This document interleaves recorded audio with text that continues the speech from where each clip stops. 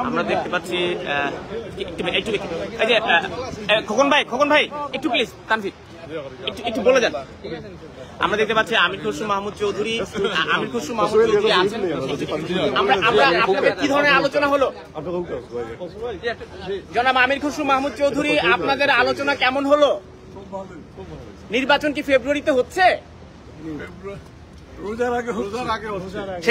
সেটি কি 12 তারিখে?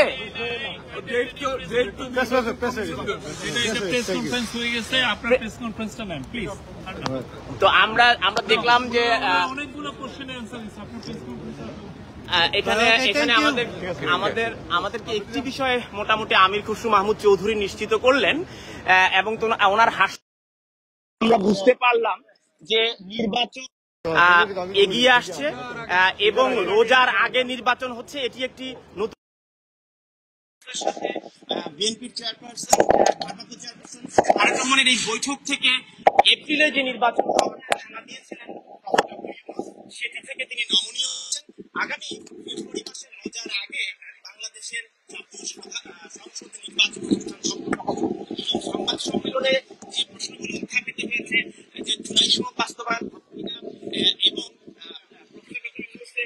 আলোচনার টেবিলে যে বিষয়গুলো রয়েছে, জুলাই সনদ এবং বিগত সরকারের আমলে জুলাই এবং অগাস্টে যে হত্যাকাণ্ডগুলো ঘটেছে সেগুলোর বিচার নিশ্চিত করা, এবং নিরাপত্তা উপদেষ্টা সংবাদ সম্মেলনে বলেছেন যদি এই সময়গুলোর মধ্যে এই কাজগুলো সম্পন্ন করা যায়, অর্থাৎ রোজার আগে যদি এই কাজগুলো শেষ করা যায় তাহলে নিশ্চয়ই ফেব্রুয়ারিতে, তবে সেটি 12 তারিখ কিনা সেটি নিশ্চয়ই আনুষ্ঠানিকভাবে বিএনপির তরফ থেকে বা প্রধান উপদেষ্টার দপ্তর থেকে নিশ্চিত করা হবে। আমরা এটি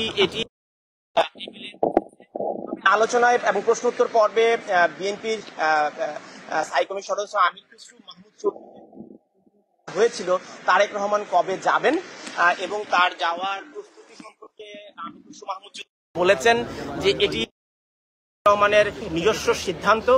তিনি নিশ্চয়ই যে কোনো সময় বাংলাদেশে আসবেন, নির্বাচনের পরিবেশ এবং নির্বাচনের তারিখ ঘোষণার পরপর এই সিদ্ধান্তটি নেওয়া হবে। তো নিশ্চয়ই আমরা বিএনপির নেতাকর্মীরা এখানে দীর্ঘক্ষণ ধরে অপেক্ষা করছেন, আমরা তাদের একটু অনুভূতি জানি, তাদের প্রত্যাশা কি, আপনাদের প্রত্যাশা কি? থ্যাংক ইউ আপনাকে। আজকের এই জাতির প্রত্যাশা পূরণের ঐতিহাসিক ক্ষণে আপনাকে এবং আপনার শ্রোতাদেরকে জানাই বাংলাদেশ জাতীয়তাবাদী দলের পক্ষ আমরা আশা করি তারেক রহমান এবং জাতীয়তাবাদী দল বিএনপির ভারপ্রাপ্ত চেয়ারম্যান জনাব তারেক রহমানের সাথে তত্ত্বাবধায়ক সরকারের প্রধান উপদেষ্টা ডক্টর ইউনূস সাহেবের সাথে যে বৈঠকটা হয়েছে, আমরা বিশ্বাস করি অত্যন্ত ফলপ্রসূ মিটিং হয়েছে। যে মিটিংয়ের জন্য জাতি অপেক্ষায় ছিল, আমরা বিশ্বাস করি আজকের এই মিটিংয়ের মাধ্যমে জাতির প্রত্যাশা পূরণ হয়েছে। আমরা শীঘ্রই বাংলাদেশের সূর্যোদয় দেখব। আপনার অনুভূতি কি?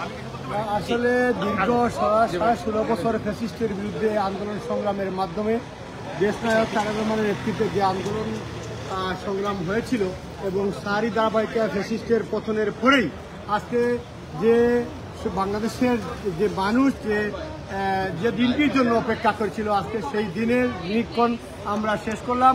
আমরা সেই প্রত্যাশা পূরণ করেছি।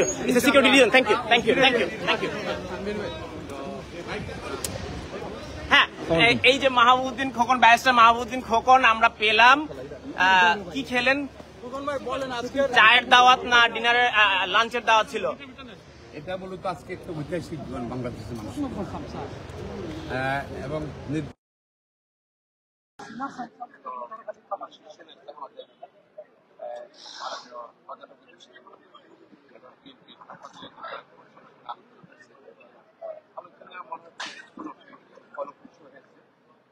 এবং আমরা আশা করছি ইনশাল্লাহ ফেব্রুয়ারির দ্বিতীয় সপ্তাহের মধ্যে রোজার আগে বাংলাদেশের নির্বাচন আমার দেশবাসী উন্মুখ হয়ে আছে বাংলাদেশে প্রায় 16 বছর পূর্ণ করতে, এবং আজকে জনগণের প্রতিনিধি নির্বাচন করবে জ্বর 20 সরকার আছে। এটা বাংলাদেশের মানুষের আকাঙ্ক্ষা। বাংলাদেশের মানুষ দুঃখ কষ্ট আছে, মানুষ কিন্তু ভোট নির্বাচন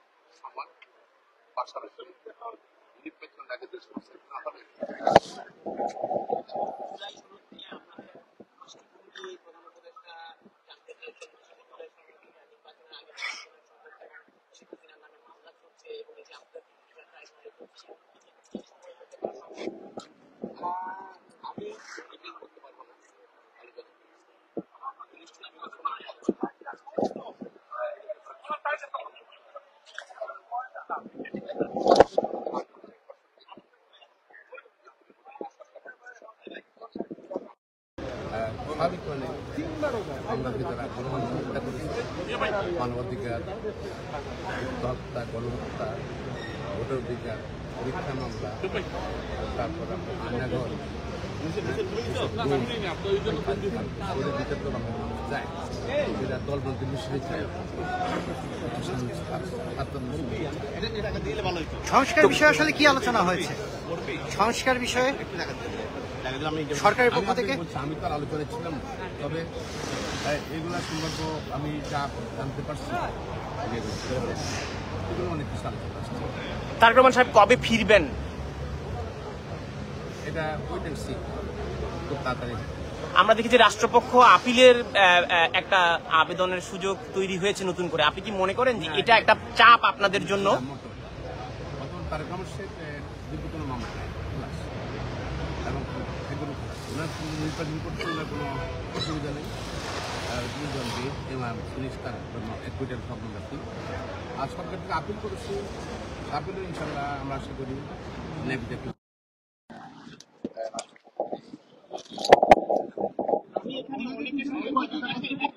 অনেকেই আছেন যারা হতে পারেনি দেশে, তাদের বিরুদ্ধে মামলা ছিল, তাদের বিরুদ্ধে হয়রানিমূলক মামলা ছিল। আপনাদের ভারপ্রাপ্ত চেয়ারপারসনের বিরুদ্ধে যেহেতু মামলাগুলো একে একে আপনাদের নিষ্পত্তি হচ্ছে, এখানে প্রবাসে যারা দীর্ঘদিন 15 বছর যেতে পারেনি, আমি অনেকের সাথে কথা বলেছি কিছুক্ষণ আগে, অনেকের বিরুদ্ধে মামলা আছে, সেই মামলাগুলো প্রত্যাহারের ব্যাপারে এগুলো আমার মামলা মামলা আছে না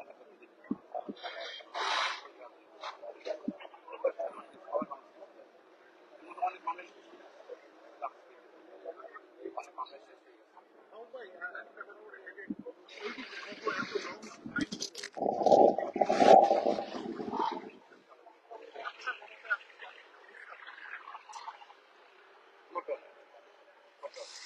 বিএনপি কখনো প্রতিহিংসা রাজনীতি এবং যা হবে আইন অনুযায়ী